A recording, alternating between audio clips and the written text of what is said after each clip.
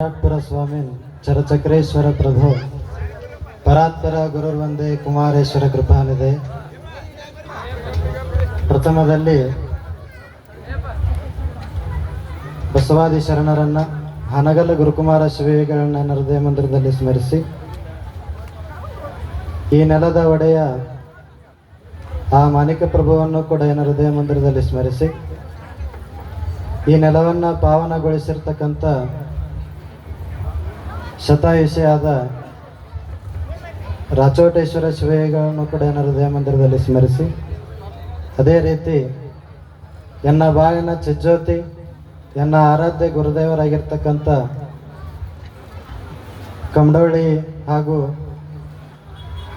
ತಮ್ಮೆಲ್ಲರಿಗೂ ಕೂಡ ತಮ್ಮನ್ನು ಉದ್ಧಾರಗೈದಿರ್ತಕ್ಕಂಥ ಲಿಂಗೈಕ್ಯ ರಾಚೋಟೇಶ್ವರ ಮಹಾಸ್ವಾಮಿಗಳನ್ನು ಕೂಡ ಹೃದಯ ಮಂದಿರದಲ್ಲಿ ಸ್ಮರಿಸಿ, ಇವತ್ತಿನ ಈ ಪಾವನ ಕಾರ್ಯಕ್ರಮದ ಪಾವನ ಸಾನ್ನಿಧ್ಯವನ್ನು ವಹಿಸಿರ್ತಕ್ಕಂಥ ಮಾತೋಶ್ರೀ ಪ್ರಮಿಳಾ ತಾಯಿಯವರ ಪಾದರಂಗದಲ್ಲಿ ಪಡಮಟ್ಟು, ಅದೇ ರೀತಿ ಪಕ್ಕದ ಜಮಖಂಡಿಯ ಓಲೆ ಮಠದ ನೂತನವಾಗಿ ಆ ಓಲೆ ಮಠಕ್ಕೆ ಉತ್ತರಾಧಿಕಾರಿಗಳಾಗಿರ್ತಕ್ಕಂಥ ಆತ್ಮೀಯರಾದ ಆನಂದ ದೇವರಲ್ಲಿಯೂ ಕೂಡ ಅನಂತ ಕೋಟಿ ಪ್ರಣಾಮಗಳನ್ನು ಸಲ್ಲಿಸಿ, ಅದೇ ರೀತಿ ಪ್ರವಚನದ ಮುಖಾಂತರನೇ ಈ ನಾಡನ್ನು ಸಂಘಟನೆಗೈದಿರ್ತಕ್ಕಂಥ ಯರನಾಳದ ಶಿವಪ್ರಸಾದ ದೇವರಲ್ಲಿಯೂ ಕೂಡ ಅನಂತ ಕೋಟಿ ಪ್ರಣಾಮಗಳನ್ನು ಸಲ್ಲಿಸಿ, ಅದೇ ರೀತಿ ಎಕ್ಕಂಚಿಯಿಂದ ಬಂದಿರತಕ್ಕಂಥ ಶ್ರೀಧರ ಶಾಸ್ತ್ರಿಗಳಲ್ಲಿಯೂ ಕೂಡ ಅನಂತ ಶರಣಗಳನ್ನು ತಿಳಿಸಿ, ಕ್ಷೇತ್ರದ ಶಾಸಕರಾಗಿರ್ತಕ್ಕಂಥ ಲಕ್ಷ್ಮಣ್ ಸವದಿಯವರಲ್ಲಿಯೂ ಕೂಡ ಅನಂತ ಶರಣಗಳನ್ನು ತಿಳಿಸಿ, ಅದೇ ರೀತಿ ಸದಾಶಿವ ಗುಟಾಳೆ ಅವರೇ ಹಾಗೂ ವೇದಿಕೆ ಮೇಲೆ ಉಪಸ್ಥಿತರಿರುವ ಎಲ್ಲ ಮುಖ್ಯ ಗಣ್ಯಾತಿ ಗಣ್ಯರೇ ಹಾಗೂ ವೇದಿಕೆ ಮುಂಭಾಗದಲ್ಲಿ ಉಪಸ್ಥಿತರಿರುವ ಎಲ್ಲ ಶರಣ ತಂದೆ ತಾಯಿಗಳೇ, ಮುದ್ದು ಮಕ್ಕಳೇ, ಹಿರಿಯರೇ, ಯುವಕರೇ ಹಾಗೂ ರೈತ ಬಾಂಧವರೇ, ತಮ್ಮೆಲ್ಲರಿಗೂ ಕೂಡ ಶರಣಾರ್ಥಿಗಳು. ಇದುವರೆಗೂ ಭಾಳ ಚಂದ ಕಾರ್ಯಕ್ರಮ, ಒಬ್ಬರಿಗಿಂತ ಒಬ್ಬರು ಭಾಳ ಚಂದ ಅಜ್ಜಾರಾಗಿರ್ಬೋದು, ನಮ್ಮ ಶಾಸಕರು ಭಾಳ ಚಂದ ಮಾತಾಡಿದರು. ಅವರೆಲ್ಲ ಏನು ಮಾತಾಡಿದ್ರಿ? ನಮ್ಮ ಮುಂದಿನ ಭವಿಷ್ಯದ ಬಗ್ಗೆ. ನಾವೀಗೆಲ್ಲ ಹೆಂಗೋ ಬೆಳೆದು ಹೆಂಗೋ ತಿಂದು ಹೊಂಟೀವಿ, ಆದ್ರೆ ನೀವೇನು ಮಕ್ಕಳಿಗೆ ಆಸ್ತಿ ಮಾಡಿ ಇಡಾಕತ್ತಿರಲ್ಲ. ಮಕ್ಕಳಿಗೆ ಆಸ್ತಿ ಅದಕ್ಕೆ ಮಾಡಾಕತ್ತೀರಿ? ಮುಂದೆ ಚಂದ ಇರಲಿ ಅಂತಂದು ಭಾಳಷ್ಟ ಹೊಲ ಮಾಡ್ತೀರಿ, ಭಾಳಷ್ಟು ಬ್ಯಾಂಕ್ನಾಗ FD ಇಡ್ತೀರಿ.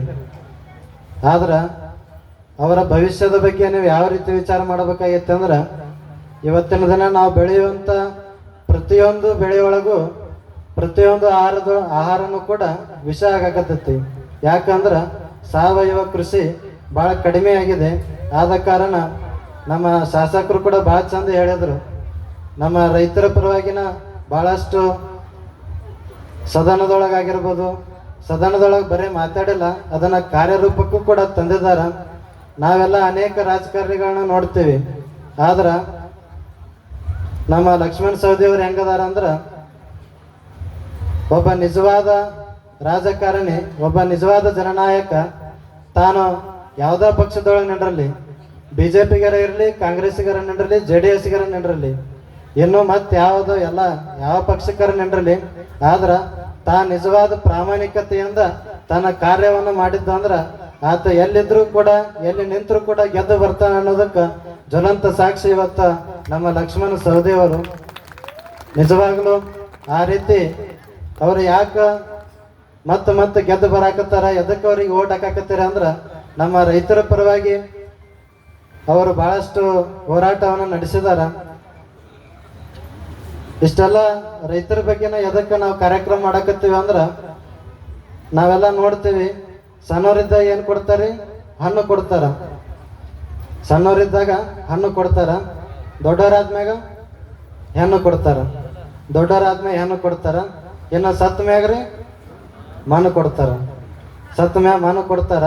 ಆದ್ರೆ ಹುಟ್ಟಿನಿಂದ ಸಾಯುವವರೆಗೂ ಈ ಬದುಕಿಗೆ, ಈ ಜೀವಕ್ಕೆ ಅನ್ನವನ್ನು ಕೊಡೋರು ಯಾರಾದ್ರೂ ಇದ್ರೆ ಅದು ನಮ್ಮ ರೈತ ಮಾತ್ರ, ಅನ್ನದಾತ ರೈತರ ಮಾತ್ರ ಅನ್ನೋ ಮಾತನ್ನ ಈ ವೇದಿಕೆ ಮುಖಾಂತರ ಹೇಳುತ್ತಾ, ಈ ಬದುಕಿಗೆ ಬಣ್ಣವನ್ನು ಕೂಡ ಕೊಡುವಂಥವ್ರು ಇವತ್ತಿನ ದಿನ ಹೋಳಿ ಹುಣ್ಣಿಮೆ. ಇದು ಹೋಳಿ ಹುಣ್ಣಿಮೆ ಎಲ್ಲರೂ ಕೂಡ ಬೆಳಿಗ್ಗೆ ಆದ್ರೆ ಹಲಿಗೆ ಬಾರಿಸ್ಕೋತ ಬಣ್ಣದ ಆಟ ಭಾಳ ಚಂದ ಆಡ್ಯಾರ ಎಲ್ಲ ಕಡೆ.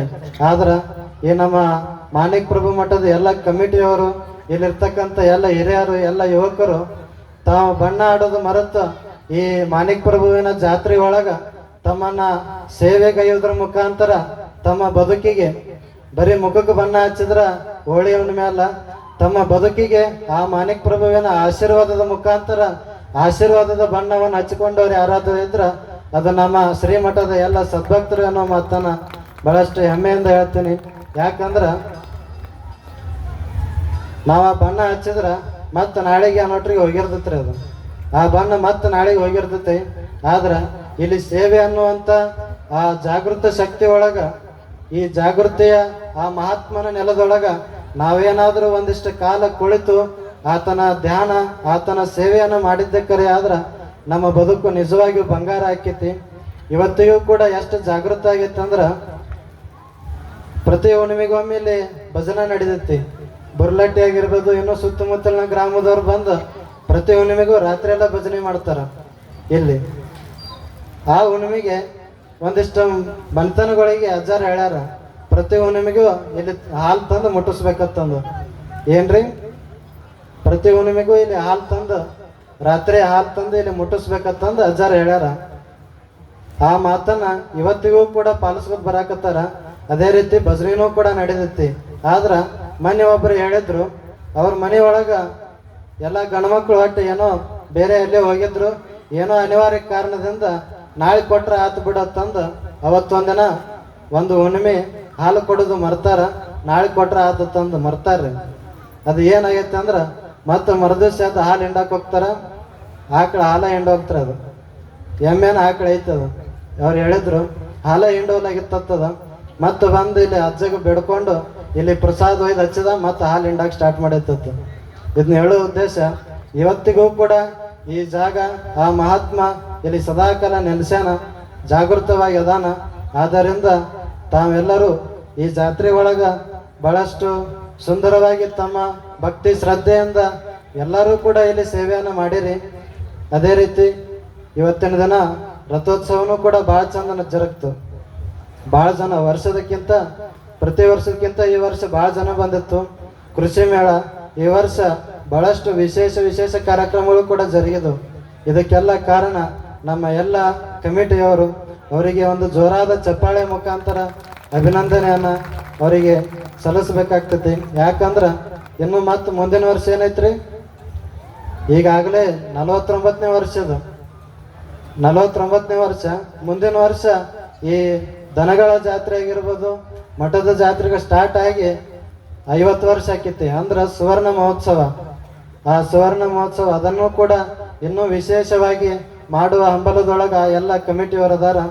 ಆದ ಕಾರಣ ತಮ್ಮೆಲ್ಲರ ಪ್ರೋತ್ಸಾಹ, ಎಲ್ಲರ ಸಹಕಾರ ಇದ್ರ ಇನ್ನೂ ಚಂದ ಆಕೈತೆ ಅನ್ನೋ ಮಾತನ್ನ ಹೇಳಿ ತಮ್ಮೆಲ್ಲರ ಮೇಲೆ ಆ ಗುರುವಿನ ಆಶೀರ್ವಾದ ಸದಾಕಾಲ ಇರಲಿ ಎಂದು ಹೇಳುತ್ತಾ, ಅದೇ ರೀತಿ ಇವತ್ತಿನ ದಿನ ಮಾಣಿಕ್ಯಶ್ರೀ ಅನ್ನುವಂಥ ಪ್ರಶಸ್ತಿಯನ್ನ 5 ಜನ ಸಾಧಕರಿಗೆ, ಇಲ್ಲಿ ಸೇವೆಗೈದಂಥವರಿಗೆ ಪ್ರದಾನ ಮಾಡ್ತು, ಅವ್ರಿಗೆ ಕೊಡ್ತು. ಯಾಕಂದ್ರೆ ಇನ್ನು ಮುಂದೆ ಒಳ್ಳೆ ಸಾಧಕರನ್ನ ಈ ನಾಡಿನೊಳಗ ಹೆಸರಾಂತ